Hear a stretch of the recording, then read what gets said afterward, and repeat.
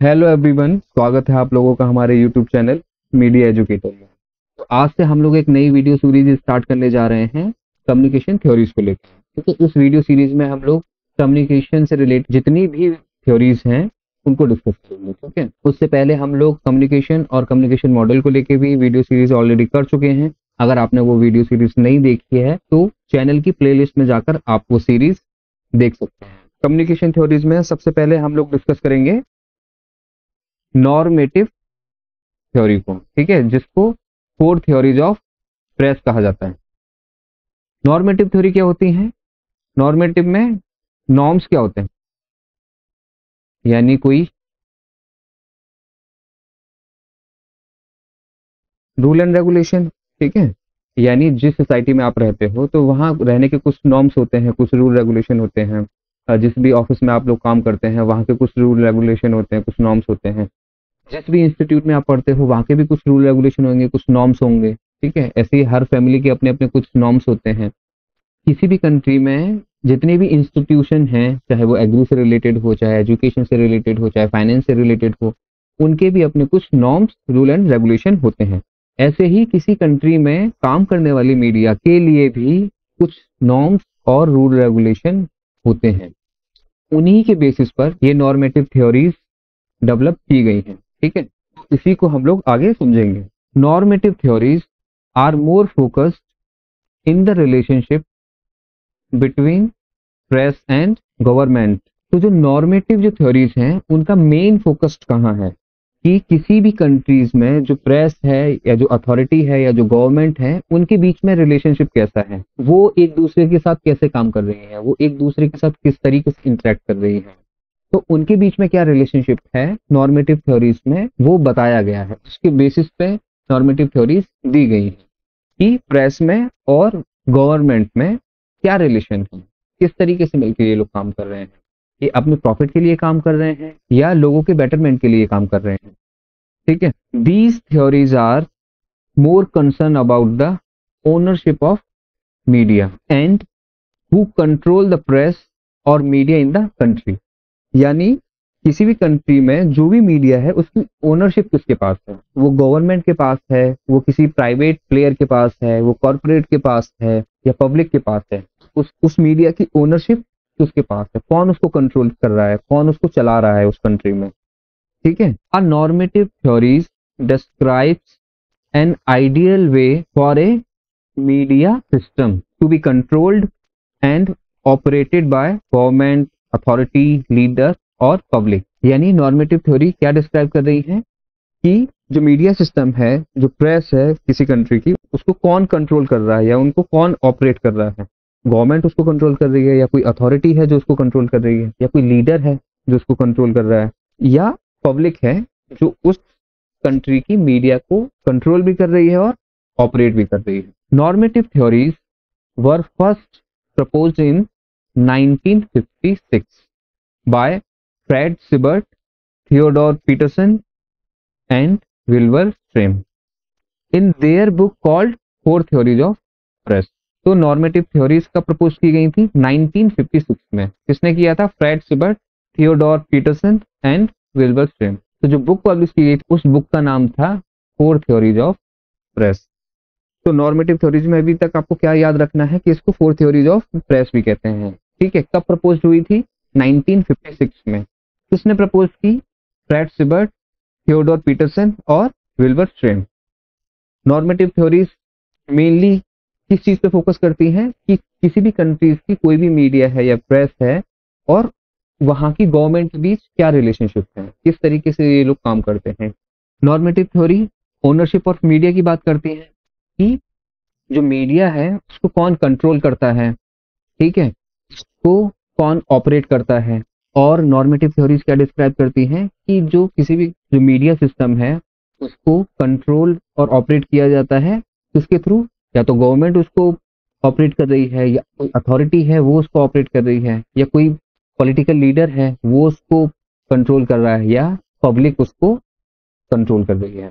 ठीक है, normative theories को चार कैटेगरी में डिवाइड किया गया है। तो पहला है ऑथोरिटेरियन थ्योरी, ठीक है, सेकंड है आपका लिबर्टेरियन थ्योरी, थर्ड है आपका social responsibility theory, and fourth है सोवियत मीडिया थ्योरी। ठीक है, ये 4 नॉर्मेटिव थ्योरी हैं, आप लोगों को नाम याद होने चाहिए कि कौन सा है।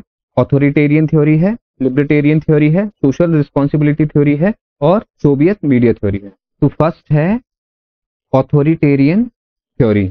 ऑथोरिटेरियन से ही आप लोगों को समझ में आ रहा होगा, यानी कोई अथॉरिटी होगी जो मीडिया को कंट्रोल करेगी, जो उसको गाइड करेगी कि किस तरीके से चीजें करनी है, किस तरीके से चीजें नहीं करनी है।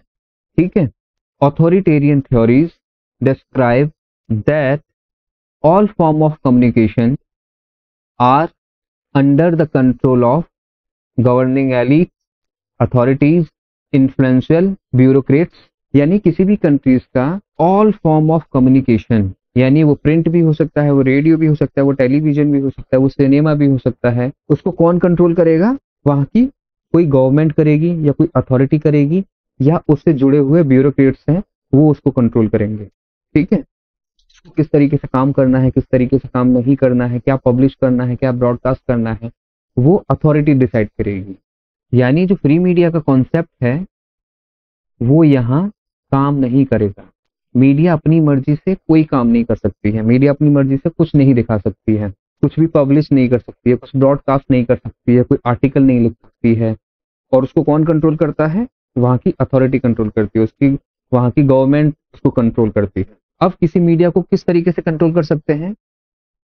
The authorities have all rights to permit any media and control it by providing license to the media. यानी लाइसेंस के थ्रू, जैसे अगर आपको कोई न्यूज़पेपर स्टार्ट करना है तो आपको लाइसेंस की जरूरत पड़ेगी। ठीक है, आप एज ए फ्री मीडिया काम नहीं कर सकते हैं। जैसे 1947 से पहले कंट्रीज में क्या सिचुएशन थी? यही थी कि बहुत सारे न्यूज़पेपर निकल रहे थे, बहुत सारे अलग अलग लोग न्यूज़पेपर स्टार्ट कर रहे थे जो गवर्नमेंट को क्रिटिसाइज करते थे, उसके काम को क्रिटिसाइज करते थे, जो पॉलिसीज बना रही थी पब्लिक के अगेंस्ट में उनको क्रिटिसाइज करते थे। तो ब्रिटिश गवर्नमेंट ने क्या किया कि बहुत सारे जो प्रेस हैं उनको बंद कर दिया गया, बहुत सारे पब्लिकेशन है उनको बंद कर दिया गया, बहुत सारे जर्नलिस्ट हैं उनको उठा के जेल में डाल दिया गया। तो ये उस तरीके से मीडिया को कंट्रोल करने की कोशिश करते हैं। फिर अगर आप अपना न्यूज़पेपर स्टार्ट करना है तो आपको लाइसेंस लेना ही पड़ेगा, बिना लाइसेंस के आप बुक भी पब्लिश नहीं कर सकते, कोई मैगजीन पब्लिश नहीं कर सकते, कोई न्यूज़पेपर नहीं चला सकते, आपको लाइसेंस लेना पड़ेगा। और लाइसेंस आपको तभी मिलेगा जब आप गवर्नमेंट को क्रिटिसाइज नहीं करोगे, उनके फेवर में चीजें लिखोगे, उनके फेवर में ब्रॉडकास्ट करोगे। ठीक है, तभी आपको लाइसेंस दिया जाएगा। तो उस तरीके से अथॉरिटी है जो गवर्नमेंट है मीडिया को कंट्रोल करती है। And make certain censorship.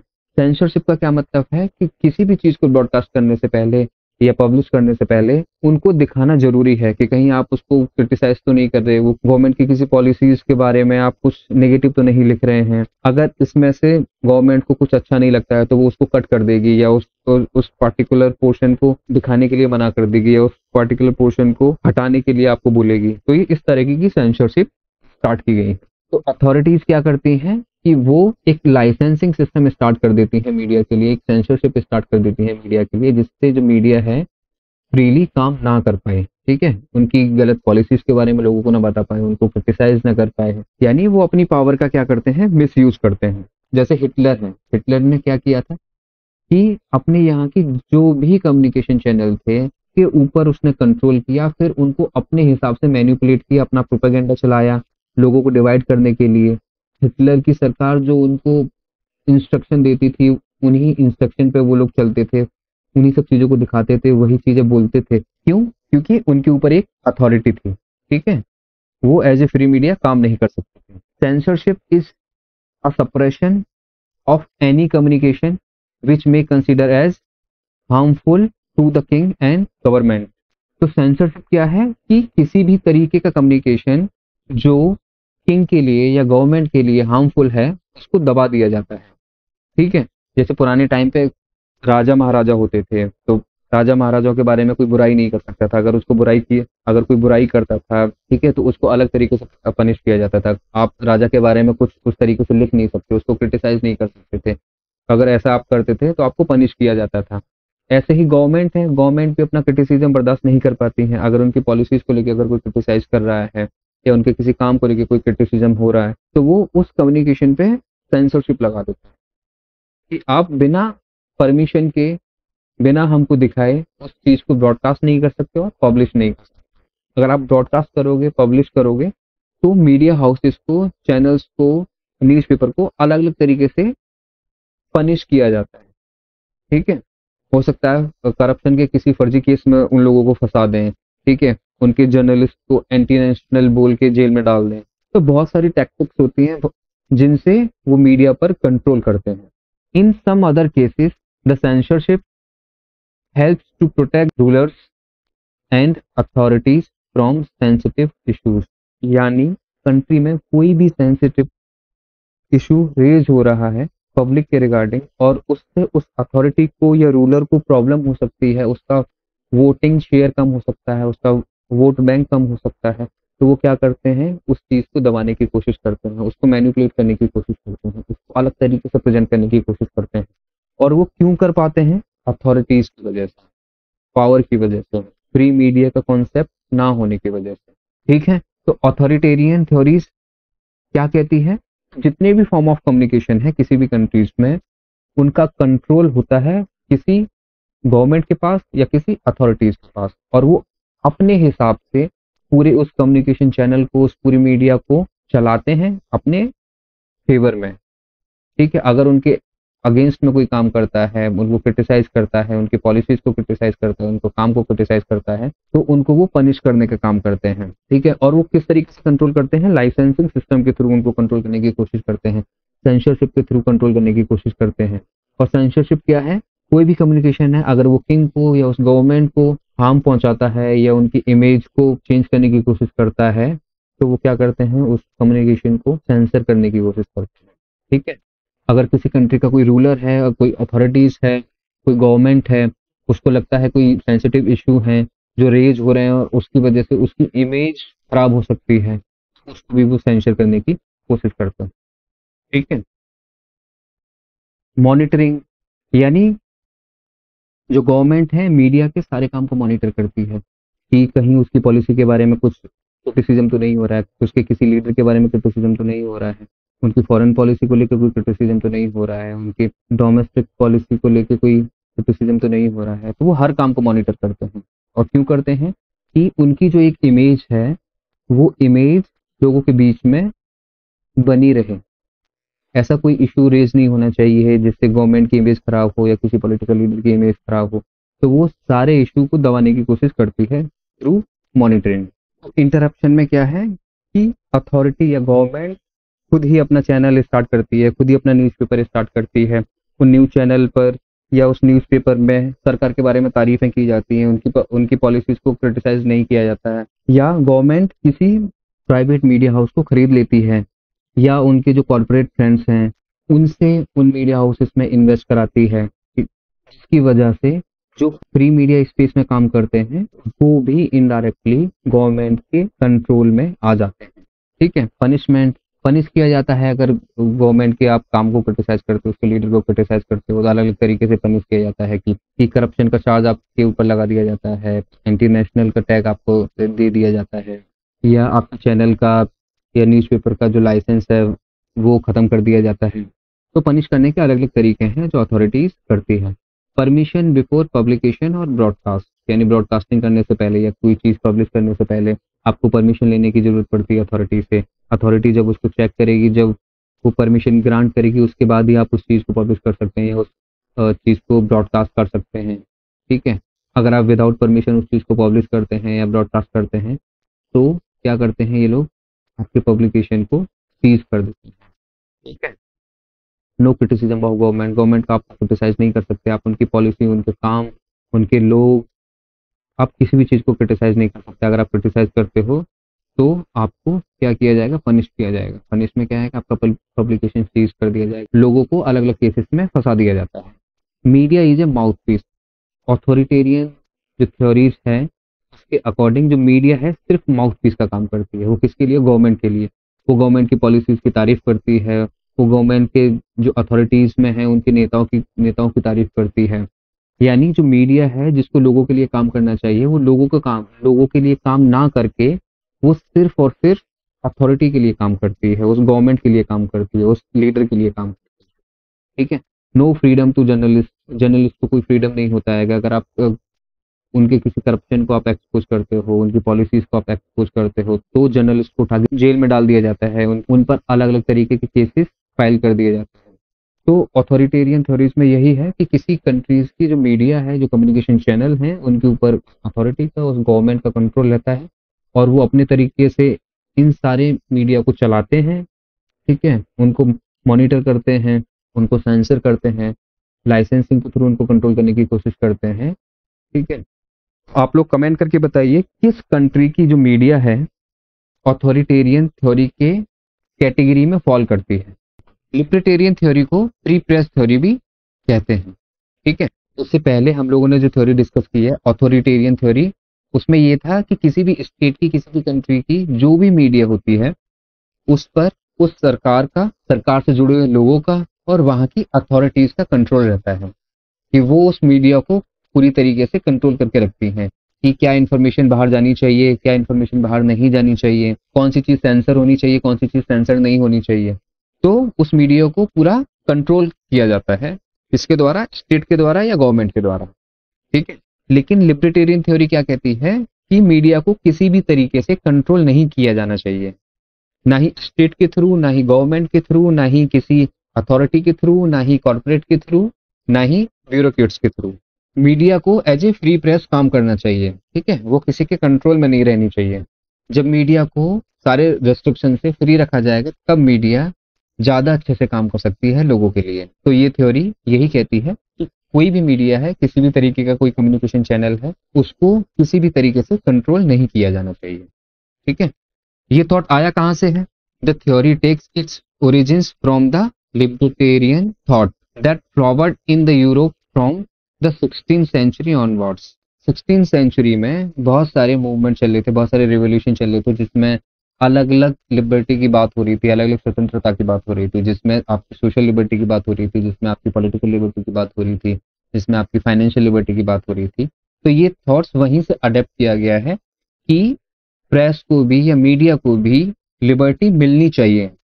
ठीक है, मीडिया को एज ए फ्री प्रेस काम करना चाहिए। तो ये थॉट्स वहीं से आया है। तो इस थॉट्स को देने वाले थे जॉन लॉक और John Stuart Mill. John Locke को फादर ऑफ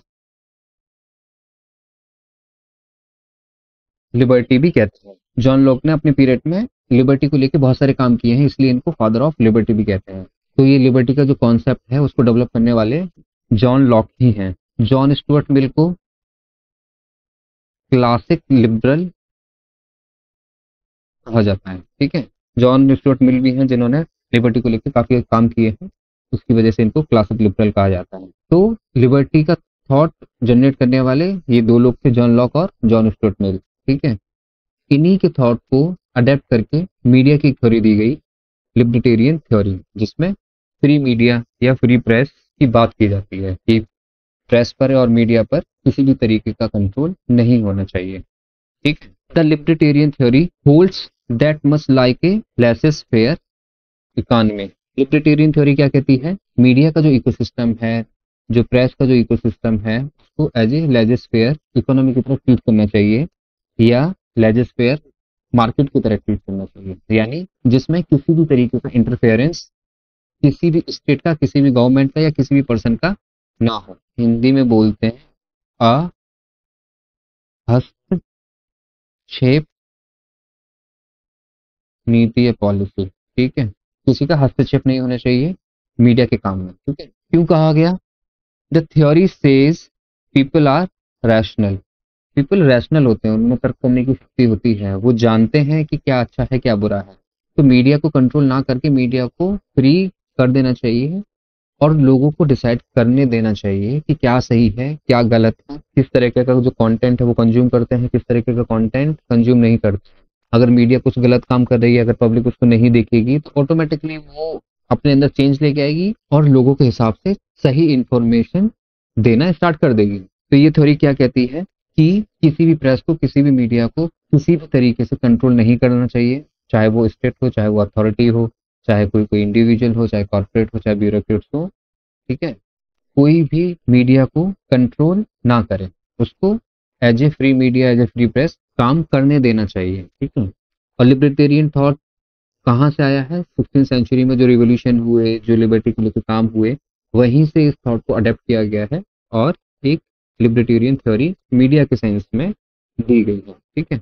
लिबर्टेरियन थॉट को लाने वाले या इंट्रोड्यूस करने वाले जो लोग थे वो थे जॉन लॉक और जॉन स्टुअर्ट मिल, जिसमें जॉन लॉक को फादर ऑफ लिबर्टी कहा जाता है और जॉन स्टुअर्ट मिल को क्लासिक लिबरल कहा जाता है, ठीक है। और ये थ्योरी, लिबर्टेरियन थ्योरी, और क्या कहती है कि मीडिया को लेजिस फेयर की तरह ट्रीट करना चाहिए, लेजिस फेयर इकोनॉमी, लेजिस फेयर मार्केट की तरह ट्रीट करना चाहिए, जिसमें किसी भी तरीके का कोई भी इंटरफेरेंस किसी भी अथॉरिटी का नहीं होना चाहिए, ठीक है, या किसी भी स्टेट का या किसी गवर्नमेंट का इंटरफेरेंस नहीं होना चाहिए। और क्या कहती है ये थ्योरी कि जो लोग हैं वो रैशनल हैं, उनमें तर्क करने की शक्ति है, वो लॉजिकली सोच सकते हैं कि क्या सही है, क्या गलत है, क्या अच्छा है, क्या बुरा है, ठीक है। तो मीडिया जो भी काम कर रही है उसको करने देना चाहिए और लोगों के ऊपर छोड़ देना चाहिए कि वो उसको किस तरीके से कंज्यूम कर रहे हैं, मीडिया द्वारा दी गई इंफॉर्मेशन को वो किस तरीके से देख रहे हैं, किस तरीके से कंज्यूम कर रहे हैं। क्यों? क्योंकि जो पब्लिक है वो रैशनल है, जो लोग हैं वो रैशनल है, तो लोग डिसाइड करें कि क्या सही है और क्या गलत है, ना कि कोई अथॉरिटी, ठीक है। No license system and censorship, यानी किसी भी मीडिया के ऊपर कोई भी लाइसेंस सिस्टम नहीं होना चाहिए, कोई भी सेंसरशिप नहीं होनी चाहिए, कोई भी चीज़ ब्रॉडकास्ट करने से पहले या पब्लिश करने से पहले किसी भी अथॉरिटी से परमिशन लेने की कोई ज़रूरत नहीं होनी चाहिए, ठीक है। सेंसरशिप में क्या था? यही तो था कि आप भी कोई भी चीज़ ब्रॉडकास्ट करते हैं या कोई चीज़ पब्लिश करते हैं तो वो आपको किस उस पार्टिकुलर अथॉरिटी को दिखानी पड़ती थी, ठीक है। जब वहां से अप्रूवल मिलता है तब उसके बाद आप उसको ब्रॉडकास्ट कर सकते हो और पब्लिश कर सकते हो। तो लेकिन लिबर्टेरियन थ्योरी क्या कहती है कि जो लाइसेंस सिस्टम है और जो सेंसरशिप है वो बंद होनी चाहिए।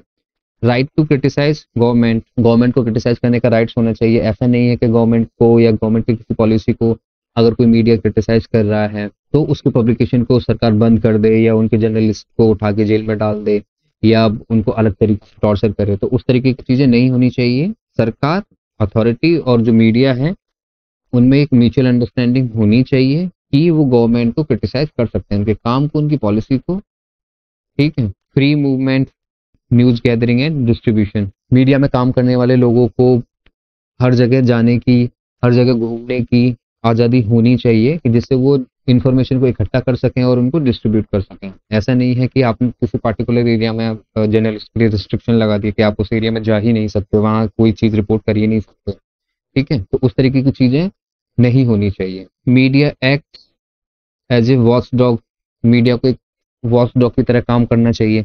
वॉच डॉग का क्या मतलब है कि गवर्नमेंट क्या कर रही है, हमारी जो अथॉरिटी है या जो स्टेट है वो क्या कर रही है, किस तरीके की पॉलिसीज बना रही है, लोगों के लिए क्या काम कर रही है, वो कहीं कुछ गलत तो नहीं कर रही है, तो उस पर नजर रखनी चाहिए, ठीक है। जैसे लोगों के यहाँ पेट्स होते हैं, डॉग होते हैं, तो वो क्या काम करते हैं? वो मेनली यही तो देखते हैं कि कौन घर का पर्सन है, कौन घर का पर्सन नहीं है।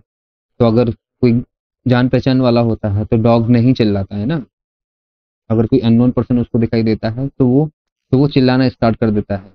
तो ऐसे ही मीडिया का काम है एक वॉच डॉग की तरह सरकार पर उसकी नजर होनी चाहिए कि सरकार क्या सही कर रही है, क्या गलत। सोशल रिस्पॉन्सिबिलिटी थ्योरी, इससे पहले हम लोगों ने जो थ्योरीज डिस्कस की हैं, ऑथोरिटेरियन थ्योरी और लिबर्टेरियन थ्योरी। ऑथोरिटेरियन थ्योरी में क्या था कि किसी भी स्टेट की या किसी भी कंट्री की जो भी मीडिया है, जो भी कम्युनिकेशन चैनल है, उनके ऊपर कंट्रोल रहता है वहाँ की गवर्नमेंट का, वहाँ की स्टेट का, गवर्नमेंट से जुड़े हुए ब्यूरोक्रेट्स का। तो मीडिया क्या दिखाएगा, क्या नहीं दिखाएगा, किस तरीके से गवर्नमेंट को प्रेजेंट करेगा, गवर्नमेंट की पॉलिसीज को प्रेजेंट करेगा, तो वो कौन कंट्रोल करता था? गवर्नमेंट कंट्रोल करती थी। तो ऑथोरिटेरियन थ्योरी में ये है कि मीडिया को स्टेट और गवर्नमेंट कंट्रोल करती है पूरे तरीके से, ठीक है। फिर उसके बाद आती है लिबर्टेरियन थ्योरी, उसमें ये है कि मीडिया के ऊपर किसी भी तरीके का कंट्रोल नहीं होना चाहिए, मीडिया को उतनी आज़ादी होनी चाहिए कि वो अपनी तरीके से काम कर सके, लोगों के लिए काम कर सके, गवर्नमेंट की जो पॉलिसीज हैं उनको क्रिटिसाइज कर सके या गवर्नमेंट अगर कुछ गलत कर रही है उसको क्रिटिसाइज कर सके। तो लिबर्टेरियन थ्योरी में ये चीज़ है। जब मीडिया को पूरी तरीके से आज़ादी दी गई तब बहुत सारे न्यूज़पेपर स्टार्ट हुए, बहुत सारे न्यूज़ चैनल स्टार्ट हुए और इनिशियल लेवल पर सभी ने लोगों के लिए काम किए। गवर्नमेंट की पॉलिसीज जो हैं, जो भी उसमें अच्छा है, जो भी बुरा है, वो लोगों के सामने मीडिया ने अपने तरीके से चीजें रखी। लेकिन धीरे धीरे क्या होता है कि बहुत सारी न्यूज़पेपर स्टार्ट हो जाते हैं, बहुत सारे चैनल स्टार्ट हो जाते हैं, तो उनके बीच में एक सर्कुलेशन वार और टीआरपी का गेम स्टार्ट हो जाता है। सारे मीडिया हाउसेस पब्लिक का जो अटेंशन है वो अपनी तरफ लेना चाहते हैं, जिससे उनका सर्कुलेशन बढ़ सके, वो टीआरपी ज्यादा गेन कर सकें, जिससे उनको एक एड रेवेन्यू उनका जनरेट हो। तो उसके लिए सारे मीडिया हाउसेस ने क्या है, अलग अलग चीजें उन्होंने दिखाना स्टार्ट कर दिया। वो एक छोटी सी बात को या छोटे से मुद्दे को भी वो बड़ा चढ़ा कर दिखाते थे लोगों को, जिससे लोगों का अटेंशन उनकी तरफ आ जाए। ठीक है, अटेंशन आएगा तो उनका सर्कुलेशन बढ़ेगा, टीआरपी बढ़ेगी, और ये जब ये दोनों चीजें बढ़ेंगी तो उनका एड रेवेन्यू भी जनरेट होगा।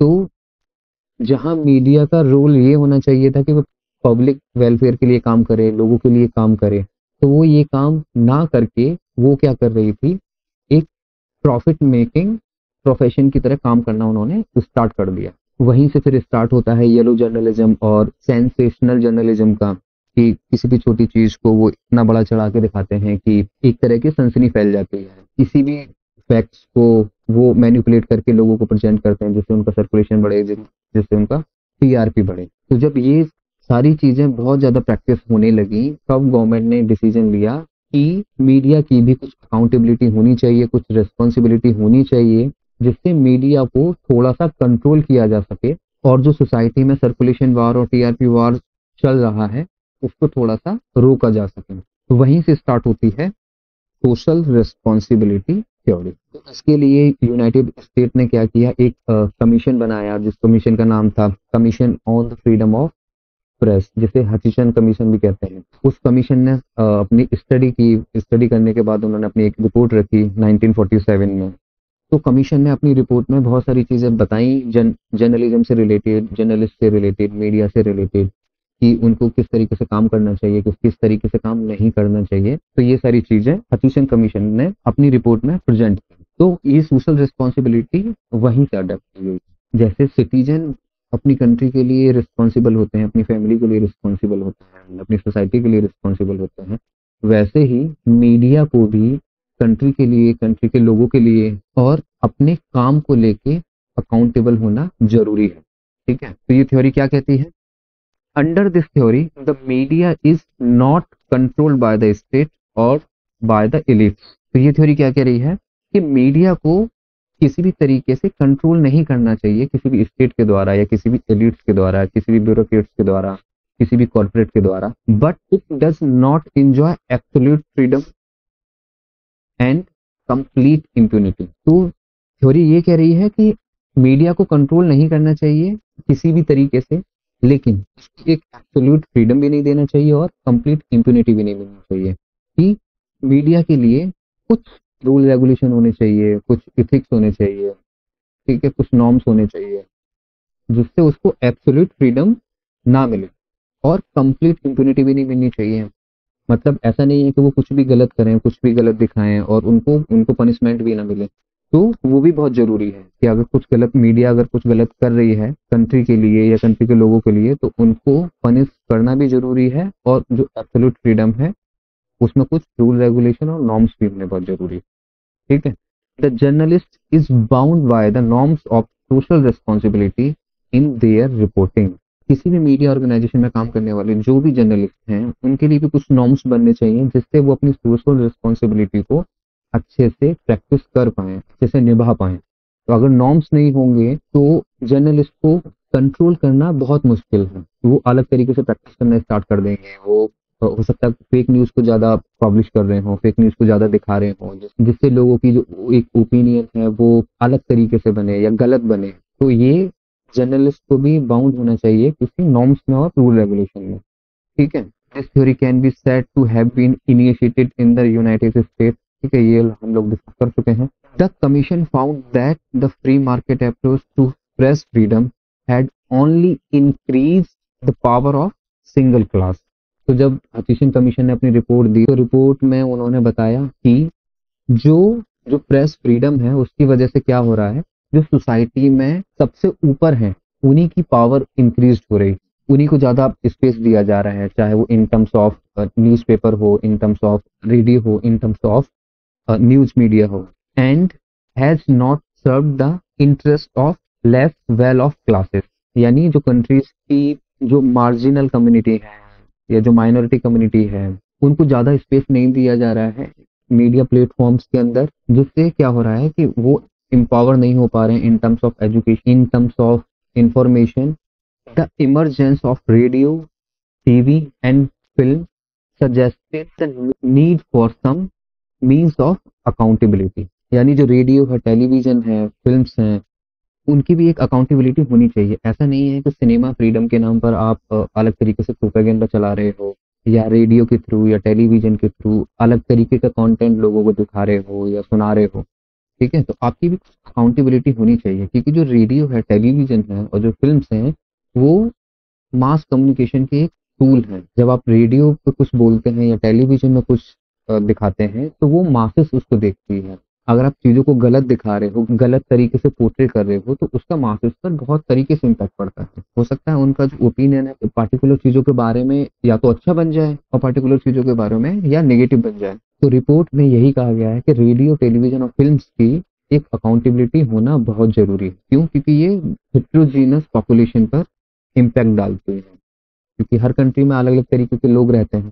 ठीक है, हर उम्र के, हर जेंडर के लोग इनके कंटेंट को कंज्यूम करते हैं. तो अगर इनकी अकाउंटेबिलिटी नहीं होगी तो ये प्रेस फ्रीडम के नाम पर या मीडिया फ्रीडम के नाम पर ये लोग कुछ भी दिखाएंगे और जो मासेस का जो ओपिनियन है वो एक अलग तरीके से बन सकता है, जो हो सकता है स्टेट के लिए या कंट्री के लिए अच्छा ना हो, उसके डेवलपमेंट के लिए अच्छा ना हो, उसके बेटरमेंट के लिए अच्छा ना हो. तो इन मीडिया चैनल्स की, इन मीडिया टूल्स की अकाउंटेबिलिटी बहुत जरूरी है. वो आप कैसे कर सकते हो? A judicial mix of self regulation, state regulation and high professional standard were imperative. यानी कुछ मीडिया हाउसेस सेल्फ रेगुलेशन बनाए, ठीक है, स्टेट कुछ रेगुलेशन बनाए, और जो उस प्रोफेशन से जुड़े हुए जो लोग हैं या जो मिनिस्ट्री हैं या जो डिपार्टमेंट हैं वो एक हाई स्टैंडर्ड मेंटेन करें. ठीक है, और वो क्या होना चाहिए? इम्पेरेटिव होना चाहिए, यानी एसेंशियल होना चाहिए. ठीक है, तो यहीं से मीडिया लॉज एंड इथिक्स की बात होने लगी कि मीडिया के कुछ लॉज भी बनने चाहिए और कुछ इथिक्स भी बनने चाहिए, जिससे वो मीडिया उन लॉज का पालन करे, उन इथिक्स का पालन करे, और वो उस मीडिया ऑर्गेनाइजेशन के लिए, कंट्री के लिए, कंट्री के लोगों के लिए बेनिफिशियल हो. ठीक है, the theory help in creating professionalism in media by setting up a high level of accuracy, truth, objectivity और बैलेंस. इस थ्योरी ने मीडिया में प्रोफेशनलिज्म डेवलप करने में काफी हेल्प की. जैसे कॉर्पोरेट में काम करने का एक तरीका है, ठीक है, वहाँ प्रोफेशनलिज्म फॉलो किया जाता है, ऐसे ही मीडिया में भी प्रोफेशनलिज्म फॉलो होना चाहिए. ठीक है, तो कैसे हो सकता है? एक्यूरेसी, यानी आप जो पब्लिश कर रहे हैं, जो दिखा रहे हैं वो एक्यूरेट हो. ऐसा नहीं है कि आप कुछ मैनिपुलेट करके दिखा रहे हो या फेक दिखा रहे हो. तो उसमें एक्यूरेसी होनी चाहिए, ट्रूथ होना चाहिए, ऑब्जेक्टिविटी होनी चाहिए, बैलेंस होना चाहिए. बैलेंस का मतलब है, सपोज कंट्री में बहुत सारी कम्युनिटी, बहुत सारे जेंडर, बहुत सारे रेसेस के लोग रहते हैं, सबका अपना अपना एक कल्चर है, सब अपने अपने कल्चर को प्रैक्टिस करते हैं. तो मीडिया को ऐसा नहीं करना चाहिए कि किसी एक साइड को अच्छा पोर्ट्रे करे और एक साइड को नेगेटिव पोर्ट्रे करे. उसको बैलेंस होकर दिखाना है. ठीक है, ऐसा नहीं है कि आप किसी का फेवर कर रहे हो तो उसको आप अच्छा अच्छा दिखा रहे हो और किसी को आप फेवर नहीं कर रहे हो उसको नेगेटिव नेगेटिव दिखा रहे हो. तो लोगों की जो ओपिनियन बनेगी उस चीज के बारे में या उस इशू के बारे में, तो उसकी वजह से डिवाइड लोगों के बीच में क्रिएट हो जाएगा. आपको क्या करना है? कोई भी इंफॉर्मेशन आप पब्लिश कर रहे हो, कोई भी चीज आप ब्रॉडकास्ट कर रहे हो, उसमें मीडिया का काम है चीजों को बैलेंस करके दिखाना, दोनों साइड की चीजों को दिखाना, जिससे लोग खुद अपना एक ओपिनियन फॉर्म कर पाए कि क्या सही है और क्या बुरा है.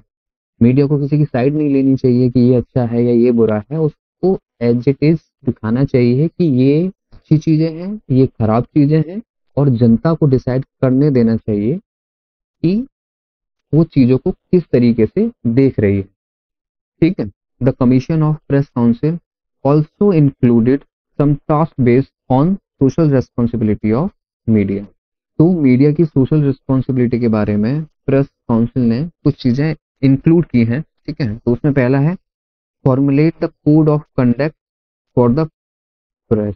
यानी कोड ऑफ कंडक्ट आपको बनाना चाहिए जर्नलिस्ट के लिए भी मीडिया ऑर्गेनाइजेशन के लिए भी, ठीक है, उनको जो रेगुलेट करने वाली एजेंसी हैं उनके लिए भी, क्योंकि जब कोड ऑफ कंडक्ट होता है तो आप सही से काम कर पाते। जैसे आप कॉलेज जाते हो, यूनिवर्सिटी जाते हो, तो वहाँ कुछ कोड ऑफ कंडक्ट है ना, कि आपको इस तरीके की यूनिफॉर्म पहननी है, इस तरीके से बैठना है, इस तरीके से पढ़ना है, क्लास में इस तरीके से बिहेव करना है, ठीक है। तो ये क्या है, सब कोड ऑफ कंडक्ट ही है। तो अगर मीडिया या तो खुद अपने लिए कोड ऑफ कंडक्ट बना ले, या जो उसको रेगुलेट करने वाली एजेंसी है वो उनके लिए कोड ऑफ कंडक्ट बनाए, जिससे मीडिया कंट्री के लोगों के लिए और कंट्री के लिए अच्छे से काम कर सके, ठीक है। Improve the standard of journalism. जब आप कोड ऑफ कंडक्ट बनाओगे और मीडिया और जर्नलिस्ट उसको फॉलो करेंगे तो एक जर्नलिज्म का स्टैंडर्ड मेंटेन होगा, ठीक है, जो किसी भी कंट्री की ग्रोथ के लिए बहुत अच्छा है। Safeguarding the interest of journalism and journalist, चाहे वो जर्नलिज्म हो, चाहे वो जर्नलिस्ट हो, चाहे वो मीडिया ऑर्गेनाइजेशन हो, तो उनको प्रोटेक्ट करने के लिए, सेफ गार्ड करने के लिए भी जो कदम है वो उठाने चाहिए, ठीक है। ऐसा नहीं है कि करप्शन का कोई इशू किसी मीडिया हाउस ने कवर किया है या किसी जर्नलिस्ट ने कवर किया है तो उसको डेथ थ्रेट आने लग जाए। तो ये भी जरूरी है कि मीडिया और जर्नलिस्ट अपना काम ट्रुथफुली कर पाए, उसके लिए उनकी सेफ गार्डिंग भी बहुत जरूरी है। Criticize and make some penal for violating the code of conduct. अगर कोड ऑफ कंडक्ट जो भी बनाए गए हैं, अगर उसको कोई वायलेट करता है तो उसके लिए पेनल्टी का भी प्रावधान होना चाहिए, और उसको क्रिटिसाइज करना भी चाहिए, और उसके लिए पेनल्टी का भी प्रोविजन होना चाहिए, तो जिससे वो फ्यूचर में उस तरह की गलतियां ना करें। मल्टीपल ओनरशिप भी होना बहुत जरूरी है। सपोज मीडिया ऑर्गेनाइजेशन पे किसी एक की मोनोपोली होगी तो वो अपने तरीके से काम कराएगा, अपने बेनिफिट के लिए काम कराएगा। तो मीडिया का जो ओनरशिप है वो अलग अलग लोगों के हाथ में होना चाहिए। तो जो मीडिया की ओनरशिप है वो मल्टीपल होनी चाहिए। ऐसा नहीं है कि कोई एक पर्सन है या कोई एक अथॉरिटी है जो सारे मीडिया को चला रही है, वो रेडियो भी चला रही है, वो प्रिंट भी चला रही है, वो न्यूज चैनल भी चला रही है। तो ऐसा नहीं होना चाहिए। मल्टीपल ओनरशिप से क्या होगा कि कंपटीशन थोड़ा सा हेल्दी रहेगा, लोगों को क्वालिटी कंटेंट देखने को मिलेगा, लोगों को नई नई इंफॉर्मेशन जानने को मिलेगी जो उनकी ओपिनियन को, उनके इंटेलेक्चुअल लेवल को, उनके एजुकेशन लेवल को बढ़ाएंगी। तो मल्टीपल ओनरशिप होना जरूरी है। Reflect the pluralistic character of the society, यानी किसी भी कंट्री में बहुत तरीके के लोग रहते हैं, बहुत सारे रिलीजन के लोग रहते हैं, बहुत सारे जेंडर के लोग रहते हैं, बहुत सारे कास्ट के लोग रहते हैं, बहुत तरीके की भाषाएं बोलने वाले लोग रहते हैं, उनका अपना अलग अलग कल्चर है, अलग अलग नॉर्म्स हैं, अलग अलग चीजें वो प्रैक्टिस करते हैं। तो सोसाइटी में जितनी भी प्लूरैलिटी है, मीडिया उनको रिप्रेजेंट करे। ऐसा नहीं है कि वो सोसाइटी के सिर्फ एक सेक्शन को ही अच्छा दिखा रही है, एक सेक्शन को बुरा दिखा रही है, या यानी एक सेक्शन की खबरों को ज्यादा दिखा रहे हैं, वो ज्यादा स्पेस दे रहे हैं, और दूसरे सेक्शन को कम स्पेस दे रहे हैं। तो मीडिया को उस तरीके से नहीं होना चाहिए। तो मीडिया को क्या करना है कि जो भी उसकी प्लूरल सोसाइटी है उसके हर एक एलिमेंट को इक्वली स्पेस देना चाहिए अपनी रिपोर्टिंग में। Press should work on public good and public interest. जो मीडिया है, जो प्रेस है, उसको पब्लिक गुड, पब्लिक वेलफेयर और पब्लिक इंटरेस्ट को लेके काम करना चाहिए, ना कि किसी गवर्नमेंट को, ना कि किसी ऑर्गेनाइजेशन को, ना ही किसी कॉर्पोरेट को। उनका मेन फोकस होना चाहिए कि वो जो भी काम कर रहे हैं वो पब्लिक इंटरेस्ट को लेकर होना चाहिए, ठीक है। तो सोशल रिस्पॉन्सिबिलिटी थ्योरी क्या कहती है, as a media organization, as a journalist, उनकी भी कुछ रिस्पॉन्सिबिलिटी होती है अपनी कंट्री को लेके, कंट्री के लोगों को लेके। तो वो जो भी काम करें, जो भी ब्रॉडकास्ट करें, जो भी पब्लिश करें, तो सोशल रिस्पॉन्सिबिलिटी के तहत काम करें, ठीक है। तो सोशल रिस्पॉन्सिबिलिटी ये नहीं कह रही है कि मीडिया को कंट्रोल करना चाहिए किसी भी अथॉरिटी के थ्रू। इस थ्योरी का यही मेन पर्पस है कि जो भी मीडिया है वो कुछ अपने लिए सेल्फ रूल रेगुलेशन बनाए, ठीक है, रिस्पॉन्सिबल होकर काम करें, जिससे किसी कंट्री की ग्रोथ हो सके, लोगों का इंटेलेक्चुअल लेवल बढ़ सके, लोग से एजुकेट हों और एक पॉजिटिव एनवायरनमेंट क्रिएट हो। तो आज की वीडियो में सिर्फ इतना ही। अब तक हम लोग तीन थ्योरीज को डिस्कस कर चुके हैं नॉर्मेटिव थ्योरी में, अथॉरिटेरियन, लिबर्टेरियन और सोशल रिस्पॉन्सिबिलिटी। तो अभी तक आप लोगों को इन तीन थ्योरीज में कोई भी कंफ्यूजन है तो आप लोग कमेंट करके बता सकते हैं। Soviet media theory. After the 1917 revolution, the Soviet Union was restructured with a new political system which is based on Marxist-Leninist principles. तो होता क्या है, 1917 की क्रांति से पहले रशिया पहले विश्व युद्ध में लड़ने का फैसला करता है। तो उसके इस डिसीजन की वजह से देश में आर्थिक मंदी आ जाती है, इकोनॉमिक क्राइसिस आ जाता है, जिसकी वजह से लोगों की जॉब चली जाती हैं, उनकी आमदनी कम होने लगती है, जो खाने पीने की चीजें हैं उनके दाम बढ़ने लगते हैं, जिसकी वजह से फूड शॉर्टेज स्टार्ट हो जाती है। तो सरकार के इन डिसीजन की वजह से जनता पर एक गलत इम्पैक्ट पड़ा, उनकी प्रॉब्लम्स और ज्यादा बढ़ने लगी, जिसकी वजह से जनता सरकार के खिलाफ होने लगी और उन्होंने 1917 में सरकार के खिलाफ एक विद्रोह स्टार्ट कर दिया, जिसकी वजह से वहां की जो मोनार्की की सरकार थी वो गिर गई और एक नई सरकार बनी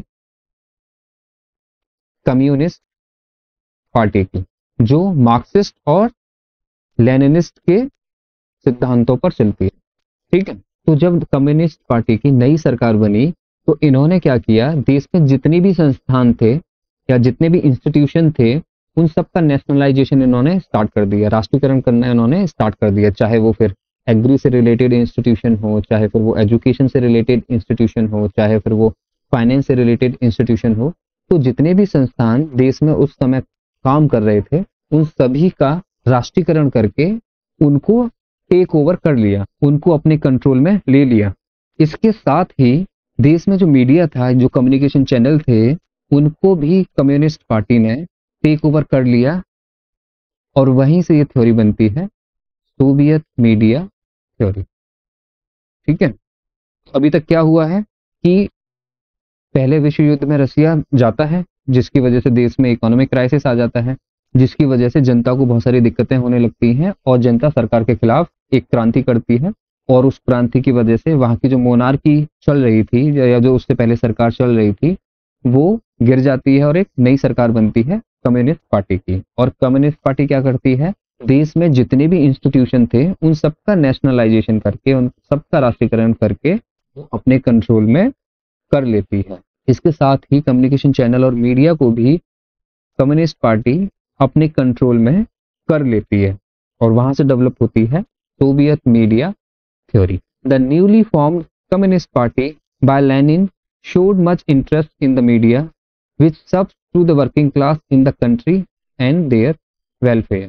कम्युनिस्ट पार्टी मीडिया को तो अपने कंट्रोल में कर लेती है, लेकिन वो ऐसा मानती है कि जो मीडिया है देश की वर्किंग क्लास के लिए काम करे और उनके वेलफेयर के लिए काम करे। हम लोगों ने स्टार्टिंग में पढ़ी थी ऑथोरिटेरियन थ्योरी। ठीक है, वहां भी जो स्टेट है या जो गवर्नमेंट है वो मीडिया को कंट्रोल करता है और सोवियत मीडिया थ्योरी में भी जो स्टेट है, जो गवर्नमेंट है, वो मीडिया को कंट्रोल करती है। लेकिन मेन डिफरेंस क्या है, तो उसमें एक मेन डिफरेंस है, जो ऑथोरिटेरियन थ्योरी है उसमें आप गवर्नमेंट को उसकी पॉलिसीज को क्रिटिसाइज नहीं कर सकते। ठीक है, लेकिन सोवियत मीडिया थ्योरी में क्या है कि पब्लिक क्रिटिसाइज कर सकती है। ठीक है, वो अगर कंट्री के वेलफेयर में है, वो पब्लिक के वेलफेयर में है, वो लेबर क्लास के वेलफेयर में है, अगर वो वर्किंग क्लास के वेलफेयर में है, आप सरकार को क्रिटिसाइज कर सकते हो। लेकिन ऑथोरिटेरियन जो थ्योरी है उसमें आप सरकार को क्रिटिसाइज नहीं कर सकते, उसके किसी काम को क्रिटिसाइज नहीं कर सकते। ठीक है, तो ये एक मेन डिफरेंस है जो आप लोगों को याद रखना है। सोवियत मीडिया थ्योरी और ऑथोरिटेरियन थ्योरी का जो नेचर है वो सेम है कि दोनों ही कंट्रोल कर रहे हैं, लेकिन वहां क्रिटिसिज्म की परमिशन नहीं है। लेकिन सोवियत मीडिया थ्योरी में आप क्रिटिसाइज कर सकते हैं अगर वो country working class, labour class के वेलफेयर में हो। ठीक है, तो इस डिफरेंस को आप लोग याद रखिएगा। The Soviet theory originates from Marxist, Leninist, Stalinist thought is called Soviet media theory, is also known as communist media theory. ठीक है, तो आप लोग ये याद रखिएगा कि इसको सोवियत मीडिया थ्योरी के साथ साथ कम्युनिस्ट मीडिया थ्योरी भी कहते हैं। और किसके थॉट से ओरिजिनेट हुई है, मार्क्सिस्ट, लेनिनिस्ट और स्टालिनिस्ट। ठीक है, the same theory was developed and followed by Adolf Hitler Nazi in Germany and Benito Mussolini in Italy. तो हिटलर ने जर्मनी में और मुसोलिनी ने इटली में इसी तरह की थ्योरी डेवलप की। ठीक है, थ्योरी सेज द स्टेट और the leader of the nation has absolute power to control any media for the benefit of the people. तो थ्योरी क्या कहती है, जो भी स्टेट है, जो भी लीडर है उस कंट्री का, उसके पास एक एब्सोल्यूट पावर होनी चाहिए जो मीडिया को कंट्रोल करे। लेकिन कंट्रोल करने के साथ साथ और क्या कह रहे हैं ये, कि जो पब्लिक को बेनिफिट करे। ठीक है, सरकार को बेनिफिट नहीं करे, पब्लिक को बेनिफिट करे। क्योंकि कम्युनिस्ट जो पार्टी है, जिसको लेफ्ट भी बोलते हैं, आप लोगों ने सुना होगा लेफ्ट और राइट पार्टी, तो जो कम्युनिस्ट पार्टी है वो लेफ्टिस्ट है, यानी लोगों को लेके, वर्कर्स को लेके, लेबर्स को लेके उनका इंक्लिनेशन इन लोगों की तरफ है, ठीक है। इनका झुकाव लेबर, वर्कर्स और पब्लिक की तरफ होता है। तो थ्योरी यही कह रही है, चाहे वो स्टेट हो चाहे लीडर हो, उसके पास एक एब्सोल्यूट पावर रहती है जो मीडिया को कंट्रोल करती है, लेकिन लोगों के बेनिफिट के लिए कंट्रोल करती है, ठीक है, खुद के बेनिफिट के लिए नहीं। They put an end to the private ownership of the press and other media. जो स्टेट है वो प्राइवेट ओनरशिप खत्म कर देती है किसी भी प्रेस की और किसी भी मीडिया की, यानी जितने भी कम्युनिकेशन चैनल हैं, जितने भी कम्युनिकेशन टूल हैं, उन सब की जो प्राइवेट ओनरशिप है वो खत्म कर दी जाती है। लेकिन ऑथोरिटेरियन थ्योरी में क्या है, वो प्राइवेट ओनरशिप खत्म नहीं करते हैं, वो क्या करते हैं, वो मीडिया को कंट्रोल करते हैं सेंसरशिप के थ्रू, लाइसेंस सिस्टम के थ्रू। लेकिन यहाँ क्या है, इन्होंने प्राइवेट ओनरशिप ही खत्म कर दी है कि जो भी मीडिया होगा वो सरकारी मीडिया होगा, स्टेट का होगा, ठीक है। The government media provide positive thoughts, create a strong socialized society as well as providing information, education, entertainment, motivation and mobilization। तो जो भी गवर्नमेंट मीडिया होगी उसका मेन काम ये होगा कि एक सोशलाइज्ड सोसाइटी डेवलप की जाए जहां लोग आपस में मिलजुल कर रहे हैं, कोई कॉन्फ्लिक्ट ना हो, कोई क्लास डिफरेंस ना हो, कोई अपर क्लास नहीं हो, कोई मिडिल क्लास नहीं हो, कोई लेबर क्लास नहीं हो, कोई लोअर क्लास नहीं हो, उस तरह की सोसाइटी ये लोग बनाना चाहते हैं थ्रू गवर्नमेंट मीडिया। इसके साथ साथ जो सरकारी मीडिया है वो लोगों को क्या करेगी, इन्फॉर्म भी करेगी, एजुकेट भी करेगी, एंटरटेन भी करेगी, लोगों को मोटिवेट भी करेगी, ठीक है, और मोबिलाइज भी करेगी। The theory describes the whole purpose of the mass media as to educate the greater masses of working class और वर्कर्स। इस थ्योरी के अकॉर्डिंग मास मीडिया का मेन पर्पज ये होना चाहिए है कि वो वर्किंग क्लास को, जो लेबर क्लास है, उनको एजुकेट कर सकें, उनको इन्फॉर्म कर सकें। क्यों कि वर्किंग क्लास और लेबर क्लास ही ऐसी होती है जिनके पास रिसोर्सेज की कमी होती है, इंफॉर्मेशन की कमी होती है, एजुकेशन की कमी होती है। तो जो भी देश में मीडिया है, जो भी सरकारी मीडिया है, उनका मेन एम ये होना चाहिए कि हमारी जो वर्किंग क्लास है, जो लेबर क्लास है, उसको किस तरीके से इन्फॉर्म किया जाए, उसको किस तरीके से एजुकेट किया जाए, जिससे वो अपने आप को बेहतर बना पाए और आगे बढ़ पाए, ठीक है।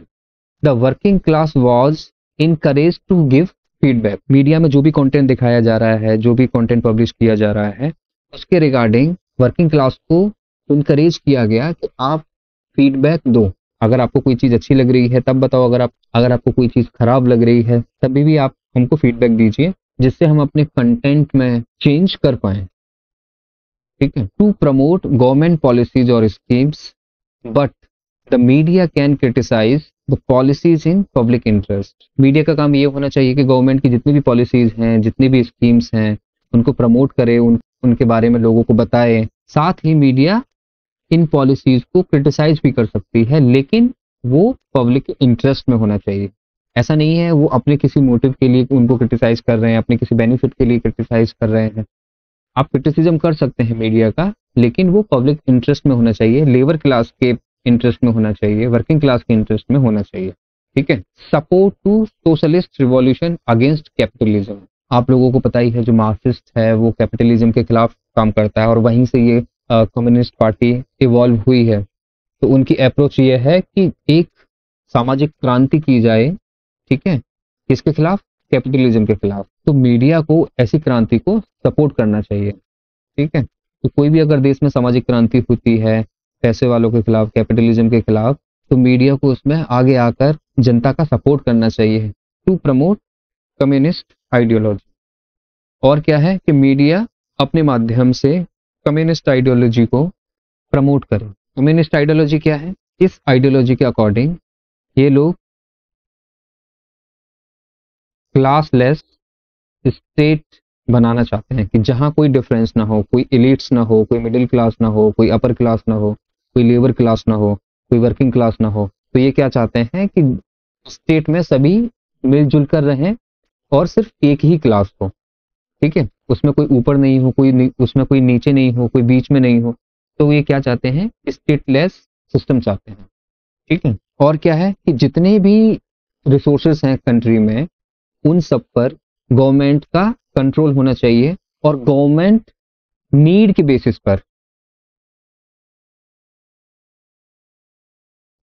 नीड के बेसिस पर लोगों को वो रिसोर्सेस डिस्ट्रीब्यूट करें कि कंट्री में जितना भी मैन्युफैक्चरिंग हो रहा है, ठीक है, जितना भी प्रोडक्शन हो रहा है, उन सबका कंट्रोल सरकार के हाथ में होना चाहिए और उनका डिस्ट्रीब्यूशन भी सरकार के हाथों में होना चाहिए, और जिसको जितनी नीड है उस नीड के अकॉर्डिंग उसको डिस्ट्रीब्यूट करेगी सरकार। तो कम्युनिस्ट आइडियोलॉजी ये कहती है, एक तो ये है कि क्लासलेस सिस्टम ये लोग बनाना चाहते हैं, ठीक है, और नीड के बेसिस पर ये लोग डिस्ट्रीब्यूशन चाहते हैं, और इसको क्या बोलते हैं, कम्युनिज्म। कम्युनिज्म में क्या है कि जितने भी रिसोर्सेस हैं उनका कंट्रोल सरकार और स्टेट के करेगी, और उसका डिस्ट्रीब्यूशन भी स्टेट करेगी नीड के बेसिस पर, और एक क्या बनाएगी, क्लासलेस स्टेट या क्लासलेस सिस्टम को। ठीक है, अगर आपको इस तरह की इंफॉर्मेटिव वीडियोस पसंद आ रही हैं तो चैनल को लाइक करिए और सब्सक्राइब